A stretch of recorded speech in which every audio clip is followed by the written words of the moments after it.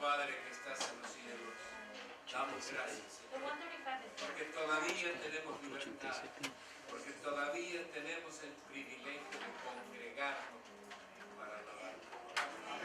Permite, oh Dios, que esta reunión sea grata delante de nosotros. Lo rogamos en el nombre y en los méritos de nuestro Señor Jesús. Amén. Hermano, yo me siento muy contento de estar con ustedes aquí esta mañana. ¿Cuántos realmente se sienten felices de asistir cada sábado a la iglesia? Hermanos, yo no nací en la iglesia adventista.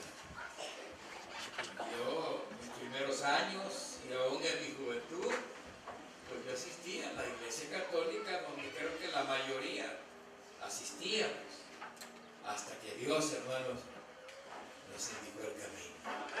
Realmente es maravilloso saber cómo el Señor guía los pasos de cada uno de nosotros.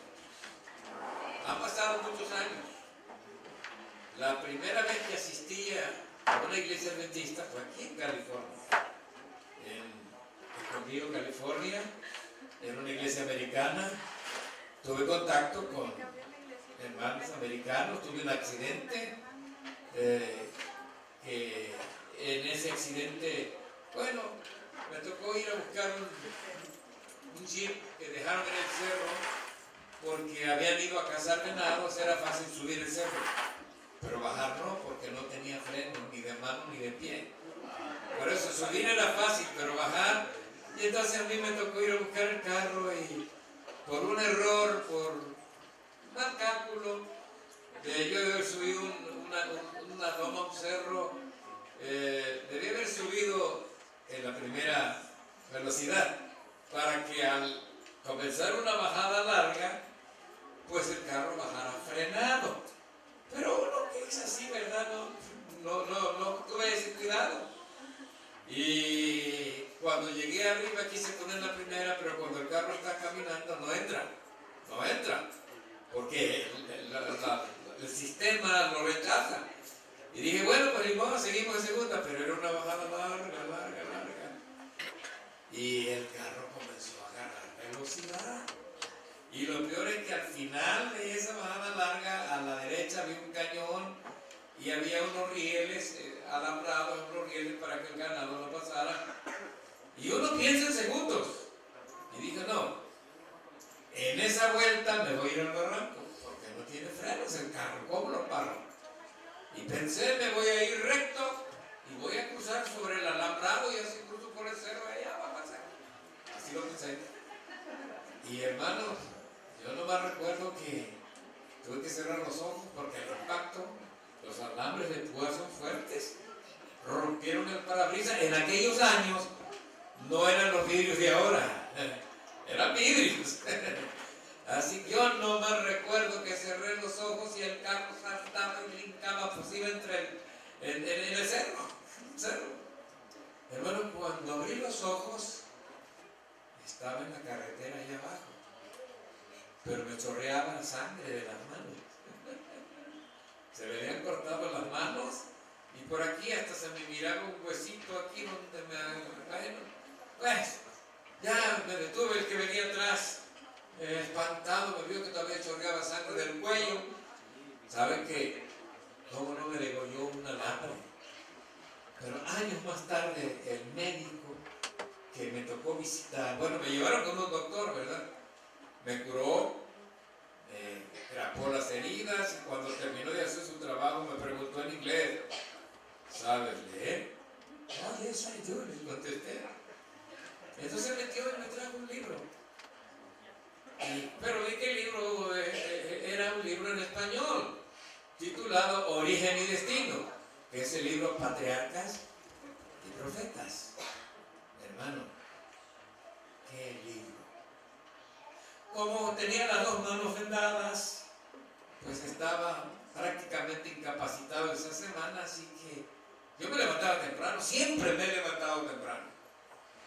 Yo no sé por qué hay gente que no se puede parar de la cama. Qué bárbaro. No sé qué tiene la cama. Qué bárbaro. Pero En esa semana leí el libro 2 veces. Pero un capítulo me hizo entender el plan de la redención. El capítulo de la historia de Abraham e Isaac en el monte Moria. Hermanos, cuando leí ese relato, entendí que Cristo murió por mí.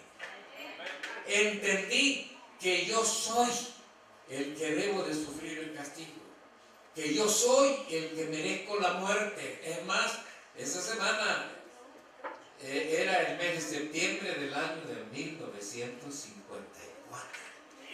Ya llovió.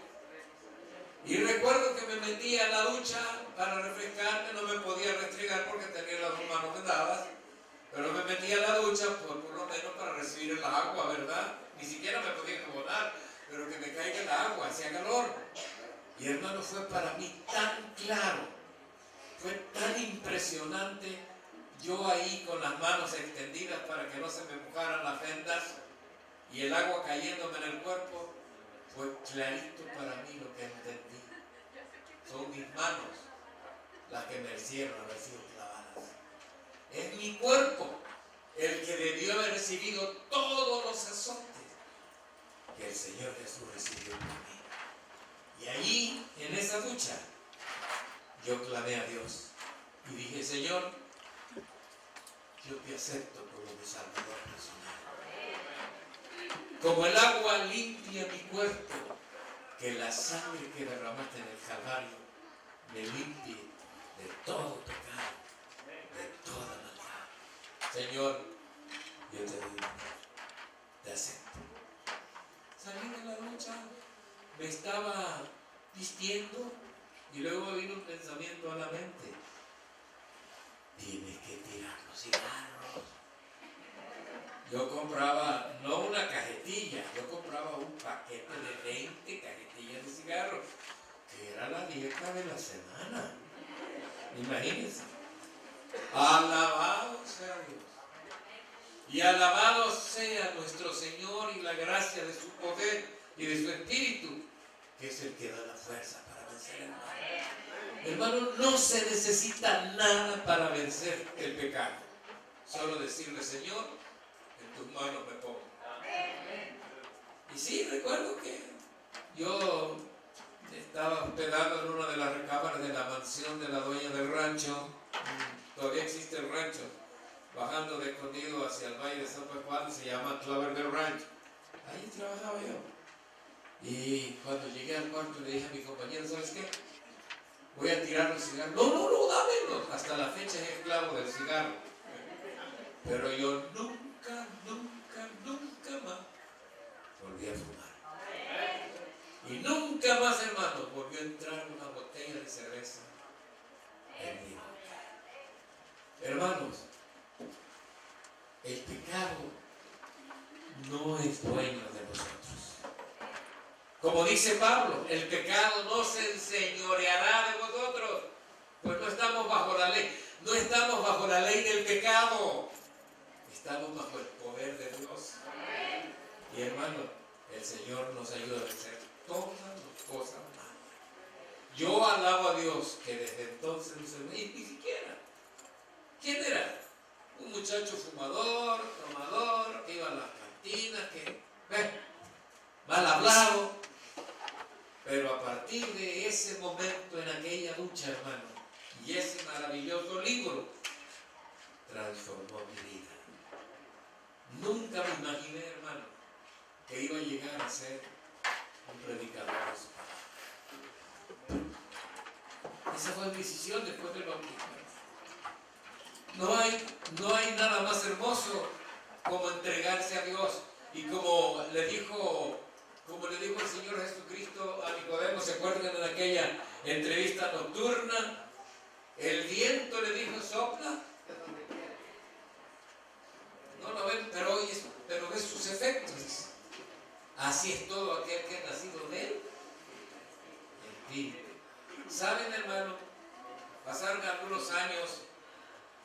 En el año de 1970, de parte de la Unión Mexicana, me tocó ser delegado a la reunión general de la iglesia que se hace, antiguamente se hacía 4 años, hoy se hace cada 5 años, que por cierto el próximo año se va a celebrar en San Antonio. La iglesia se reúne, la iglesia mundial. Recuerdo que en Atlantic City en 1970 como delegado conseguí un traje de charro para asistir, porque un día a la semana todos los delegados de todo el mundo se ponen sus trajes regionales. ¿Cuál es el traje regional de México? ¿Cuál es? De charro. Yo me vestí de charro, con mi sombrero de charro, y parece que a la hora de dirigir el programa me dije, ese tráiganlo para que haga la oración, y me pidieron que hiciera la oración. No lo voy a olvidar, hermano. Pero cuando estaba allá arriba sentado en un gran auditorio como de 50,000 almas, hermanos, me acordé de la promesa del Señor. El viento sopla, no sabe de dónde viene ni a dónde va. Así es todo aquel que es llevado por el Espíritu.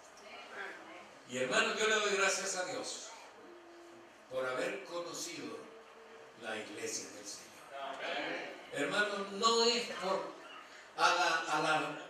no es por alardear ni por nada, pero a través de los años, al conocer tantas doctrinas, tantas historias, nos damos cuenta, hermano, que la iglesia adventista del séptimo día contiene el mensaje final de Dios. Y que muy pronto, mis hermanos, entraremos en conflictos, pero es necesario, hermanos, que nos mantengamos firmes, que nos mantengamos leales. A través de todos estos años he visto tantas divisiones, tantas personas que abandonan la fe. ¿Por qué? Recuerdo que todavía era estudiante en el seminario de Montemorelos y salimos a concordar. Y un día me dice el compañero que ya hasta se jubiló. Bueno, muchos ya se jubilaron, pero no sé por qué se quedan encastados en su casa. Yo he dicho que voy a seguir predicando hasta que me muera. Y hermanos, ¿saben? Me dice el compañero, estábamos comportando en la ciudad de Iguala, Guerrero, que es la cuna de la bandera mexicana. Me dice, Javier, te comprometí mañana a las 11 porque vino un reformista y tú sabes más del espíritu de profecía que yo. Tal vez porque después del libro Patriarcas y Profetas leí, decía toda la gente, conflicto de los siglos y todos los libros. A mí no me doctrinó nadie, yo no asistí a ciclos de conferencia, nadie me dio estudios bíblicos, a mí me doctrinó Elena G. de White. Por eso cuando algunos dudan, cuando algunos hablan, no saben ni lo que dicen, porque no han leído a Elena G. de White. Y yo leí sus libros, y en ellos encontré a Cristo Jesús mi Salvador. Bueno, pues también me dijo, tú sabes más del espíritu de profecía que yo. Allí en el seminario me apodaron el hermano White, porque siempre el hermano White dice que el hermano White dice. Bueno, uno cuando comienza así, en realidad uno debe citar primero la Biblia, porque antes de Elena G. de White está la palabra de Dios. Amén. Así que me comprometió que a las 11 iba a venir un reformista. Bueno, salí a trabajar y a las 11 estaba en la casa. ¡Qué compromiso, hermano! Era un pequeño grupo en esa ciudad, y en la casa donde nos hospedaron había como 15 o 20 hermanos adventistas, por supuesto. Iba a venir ¿quién? El reformista. Exactamente a las 11 abrí la puerta y yo la fui a abrir, pues yo era el que estaba esperándolo, y llegó un señor joven, chaparrito, camisa blanca, corbatas, y traía un portafolio en la mano. Buenos días, los saludamos. Ya preguntó por mí, y yo soy, aquí estoy haciendo órdenes. ¿En qué le puedo servir? Ya nos sentamos y comenzó él a hablar. Habló de Martín Lutero. Claro que me estaba diciendo que Martín Lutero tuvo que dejar la Iglesia Católica Romana en su reforma, ¿no? Y en determinado momento, él abrió su portafolio, sacó un libro que era el manual de nuestra iglesia. Y al abrirlo, él ya lo tenía marcado, dice, mira, aquí tu iglesia peca. Pero cuando él llegó, él me dijo, Perdón, ¿quién es usted? ¿De qué iglesia es? Me dijo, soy adventista del séptimo día. No, yo también soy adventista del séptimo día. Pero cuando sacó el libro y lo abrió, y entonces me dice, aquí tu iglesia peca. Y leyó, estos son los animales que se pueden comer, todo animal de pezuña, lo que dice la Biblia. Los animales limpios, ¿verdad? Pero si aquí tu iglesia peca. Un momento le dije, ¿cómo que tu iglesia peca? ¿No me dijiste que eres adventista del séptimo día? Entonces quiere decir que tú no eres adventista del séptimo día. No, digo, es que yo soy de la iglesia adventista reformada, apóstata eres. Tú no eres, tú eres un apóstata. Y ahí está. Y nos dimos un buen agarre, hermano. Muy buen agarre. Hermanos, ¿saben qué estaban enseñando? Que los que comen carne se van a perder. Si alguien les predica eso desde este púlpito, díganle que está loco. Porque esta es la palabra de Dios. Ciertamente, hermano, no estoy para atacar ni decir que soy vegetariano, hermano. Ojalá que todos fuésemos vegetarianos.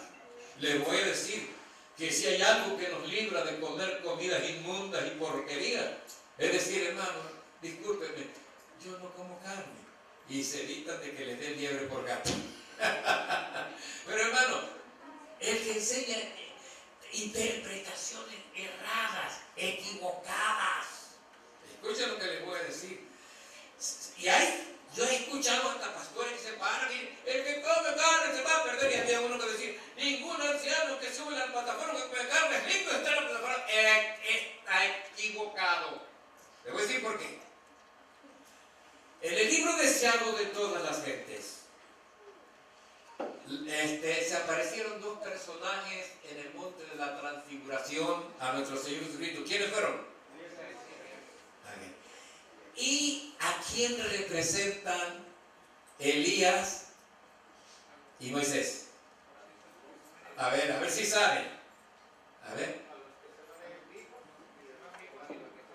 A ver, pero ¿a quién representan? ¿A quién representa Moisés? A los que van a resucitar. ¿Y Elías? A los que se van a llevar vivos. ¿A dónde? ¿Y se le llevó vivo el Señor Elías?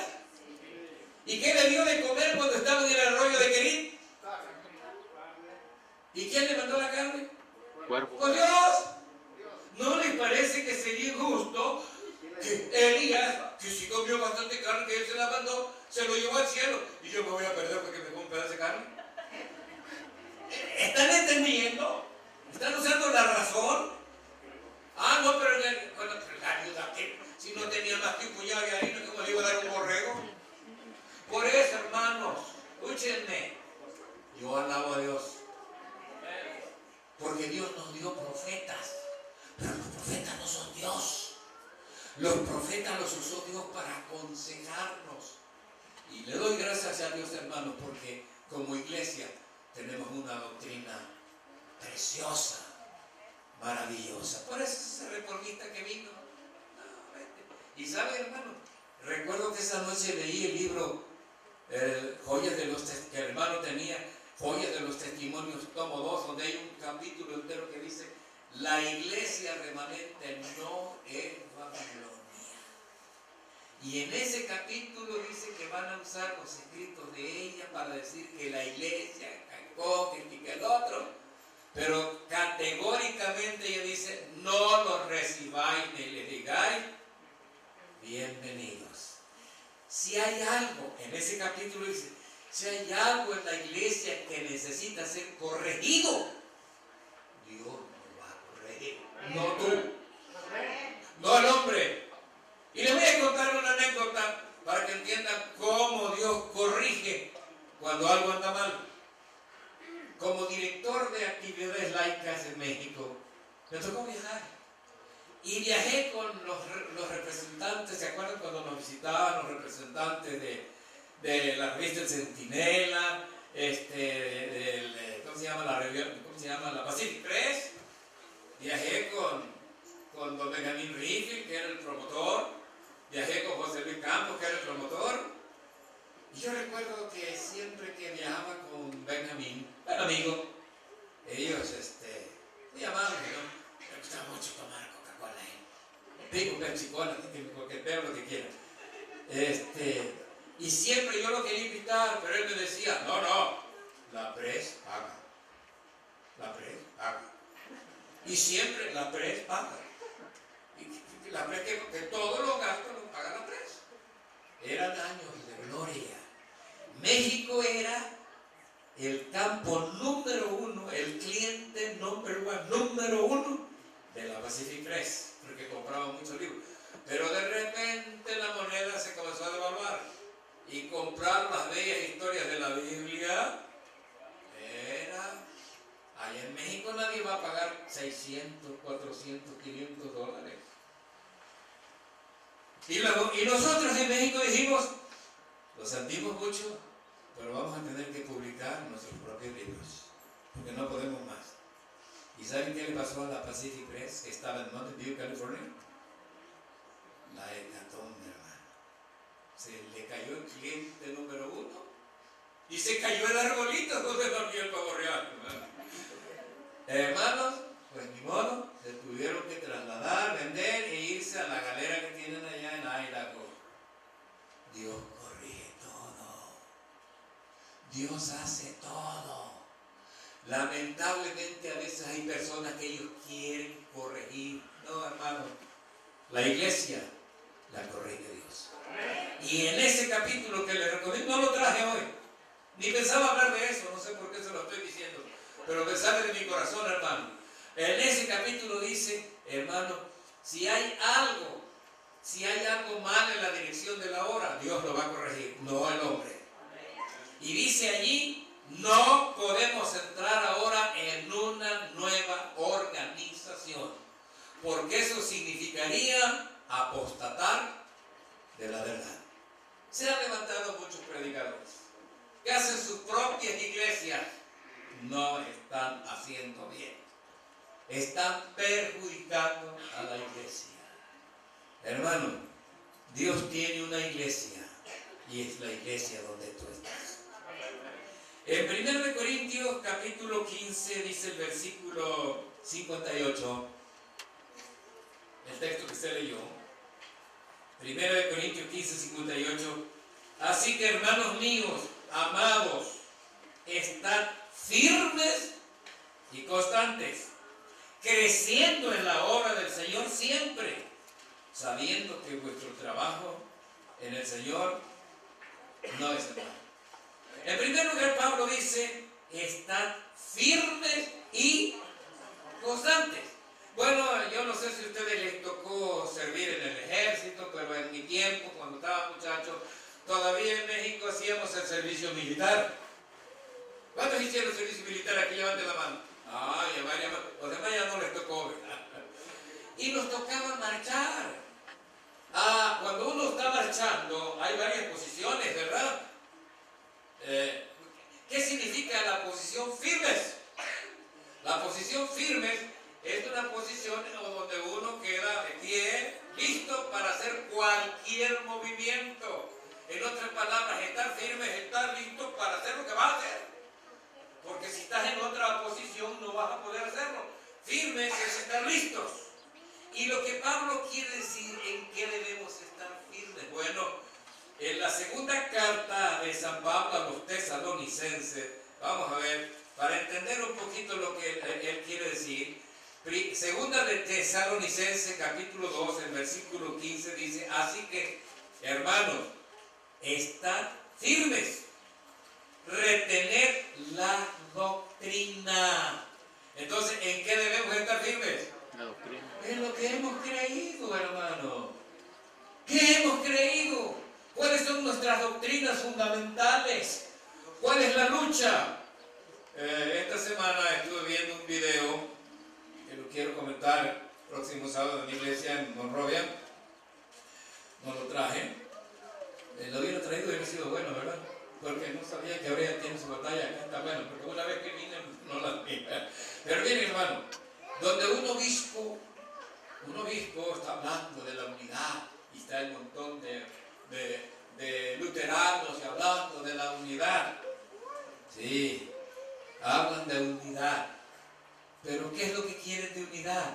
Que todo mundo se una al papado, que Roma controle todo.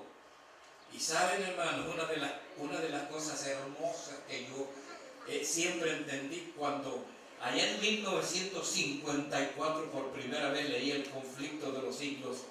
En aquellos años, hermanos, Roma era irreconciliable. No había nada. Nada.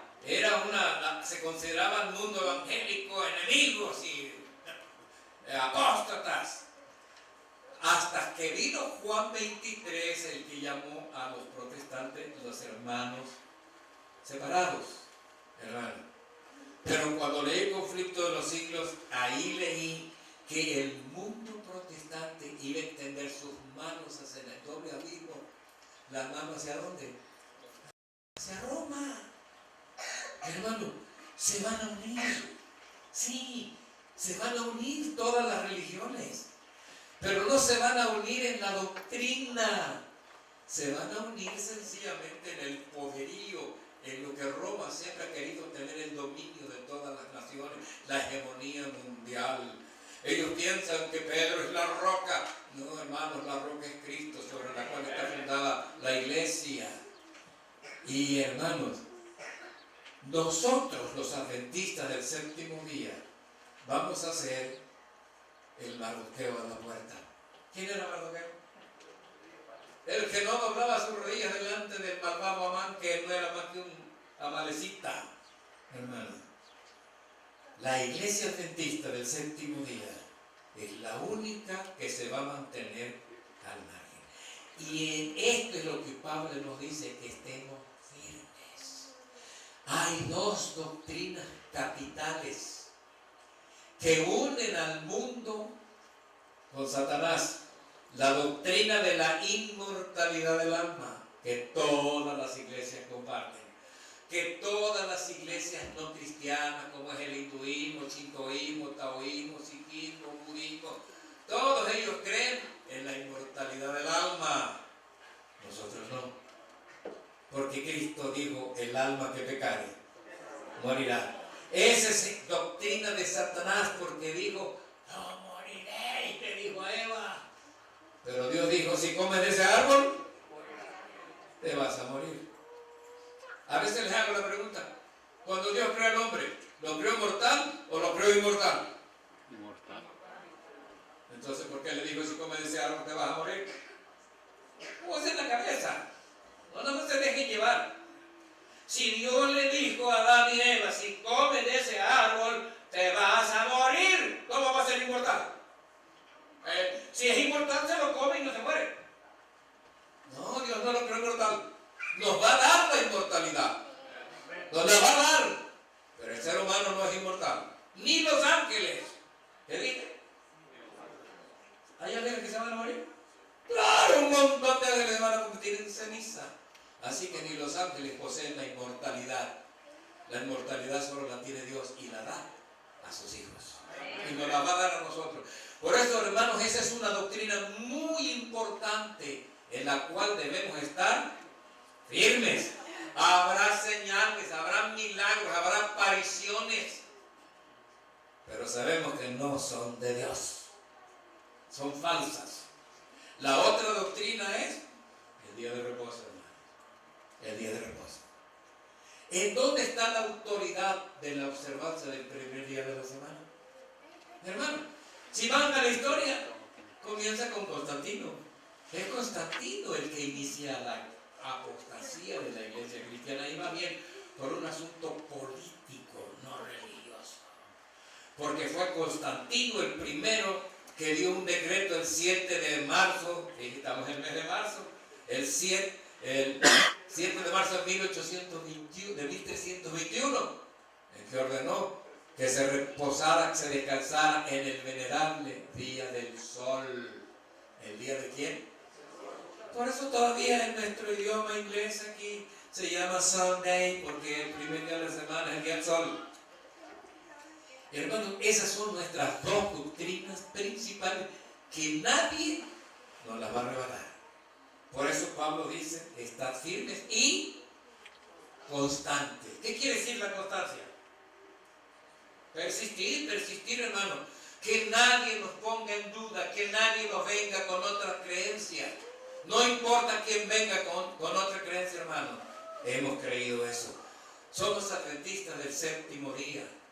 Y también el nombre fue por inspiración. No eran muchos, eran quizás 10, 15 hermanos los que se reunieron para estudiar cómo se iba a llamar el grupo que surgió del movimiento milenista. Y en el año de 1860 se resolvió que nos íbamos a llamar adventistas del séptimo día. Porque distingue nuestras creencias fundamentales en las cuales debemos estar firmes. Y les doy una recomendación, mis hermanos, si no lo tienen. En cualquier librería o en ABC pueden comprar el libro Las 28 Doctrinas. Cómprenlo. Ahí está todo lo que creemos. Cada doctrina no está basada en un solo versículo. Está bien documentado. Ahí están nuestras creencias, hermanos, fundamentales. Y en esas doctrinas, hermanos, es que debemos de ser firmes y constantes.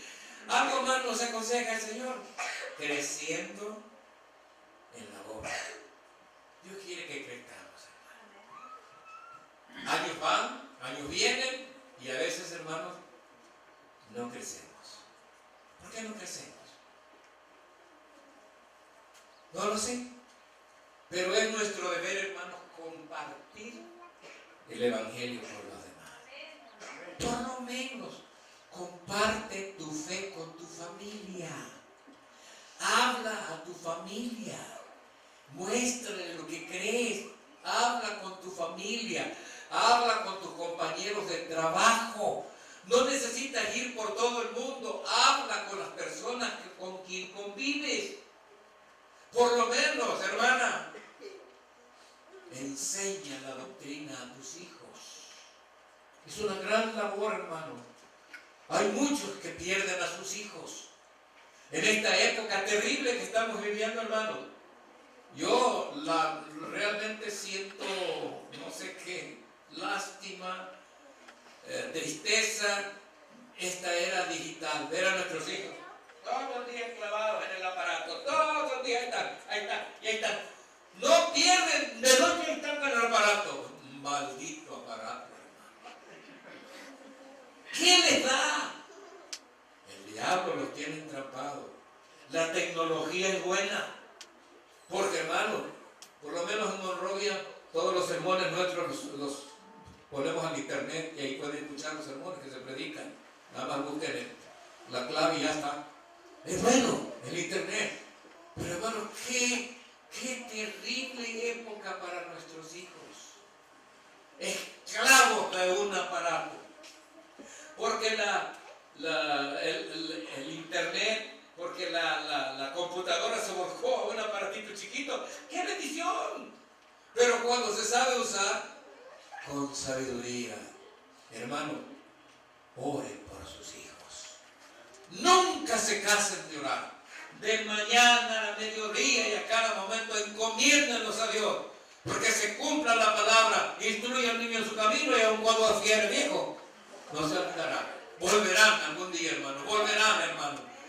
Pero tenemos que entender el tiempo en que estamos viviendo, muy difícil, mis hermanos. Por eso repito, no necesitas ir lejos. Comparte tu fe con los que están en tu casa.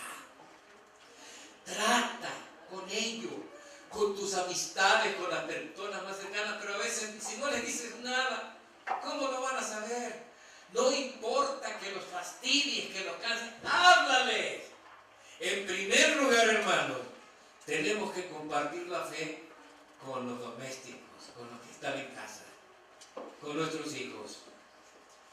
Yo recuerdo en mi ministerio, pues pude ver a muchos compañeros que, buenos predicadores, y sus hijos, ni siquiera en la iglesia. Mucha fama de ellos, pero los hijos perdidos. Porque les tocó una mujer paquetona, disculpen hermano. Porque si considero la labor de una mujer, hermano, es estar con sus hijos. Hermano, a veces por el afán del dinero, trabaja el esposo, trabaja la esposa y los hijos, hermanos mercenarias. Hermano, es mejor que la madre se haga cargo de sus hijos. No hay mayor labor para una madre como educar a sus hijos. No hay mayor gloria, o como dice la Escritura, no tengo ya mayor gozo, dice Juan en una de sus epístolas, el saber que mis hijos andan en la verdad. ¿De qué sirve que tengan dinero? ¿De qué sirve que tengan gloria? Pero si nuestros hijos están en la fe, alabamos a Dios. Qué lindo es, hermano. Qué linda es una familia adventista. Hermanos, estamos delante de grandes peligros, pero Dios nos va a ayudar, hermano. No nos cansemos de ser adventistas. Y un consejo también que lo doy, se lo doy a Monrovia todos los sábados. Hermano, yo vivo en Moreno Valley, estamos a 60 millas y llegamos temprano. Y los que viven al pie, ahí van llegando a las 10 de la mañana. ¡Ay, bendito Dios! ¿Cómo puede ser? El sábado no es para dormir. El sábado es para disfrutarlo, para venir, para alabar, para gozar a Dios. Hermano, si somos adventistas, disfrutemos lo que Dios nos dio. Disfrutemos la iglesia, disfrutemos el compañerismo. Hagamos de nuestras reuniones llenas de cariño, llenas de amor. Seamos una iglesia amorosa, una iglesia que comparte la comida, que comparte todo. Hermano, ser adventista es un gran privilegio. Es un gran privilegio. No hace muchos años yo era dirigente ahí en México de uno de los campos en la ciudad de Puebla, vivía, y conocí a un compañero, alguien me lo recomendó desde Guadalajara. Lo busqué y lo hallé. Y entonces comencé a estudiar con él. Ellos habían sido pastores evangelistas de la iglesia presbiteriana. Y comencé a estudiar con él. Y comenzamos a estudiar el libro de Apocalipsis.